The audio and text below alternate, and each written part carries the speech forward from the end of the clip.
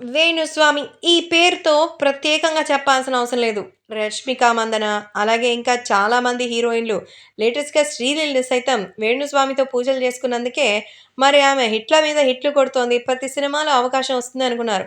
అలాంటప్పుడు ఆయన 'Salaar' cinema flop అవుతుందన్నాడు. Hit అయిందే. అలాగే ఇంకోటేదో జెప్పాడు. అది గూడా అయిందే.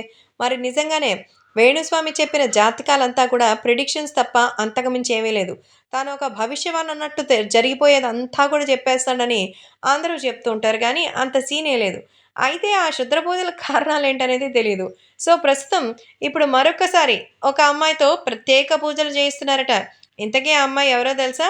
రాజీవ్ అంటే మన 'రామ్ గోపాల్ వర్మ'తో ఒక వింత ప్రవర్తనలు చేస్తూ, ఆ కాళ్ళ దగ్గర మరి దండాలు పెట్టించుకునేంత స్థాయికి పాపం ఆర్జీవిని దిగజార్చిన యాంకర్, అలాగే బుల్లితెర నటి, అలాగే సోషల్ మీడియా సెలబ్రిటీ ఆశు రెడ్డి. సో, మొత్తానికి ఇటీవల 'రామ్ చరణ్', 'ఉపాసన' దంపతులకు అమ్మాయి పుడితే, ఆ పాప పుట్టిన తేదీ, సమయాన్ని బట్టి జాతకం చెప్పాడు. ఆయన్నెవడైనా అడిగారా?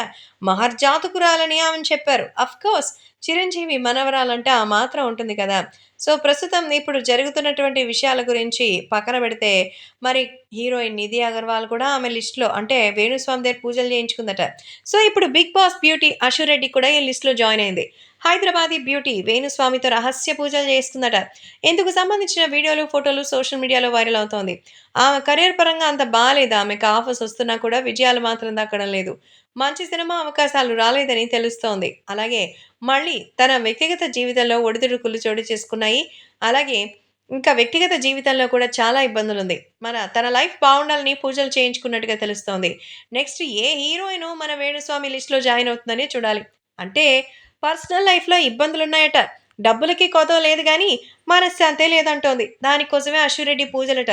ఏం చేస్తాం? వేణుస్వామితో పూజలు చేస్తే తప్ప మనశ్శాంతి దొరకడం లేదు.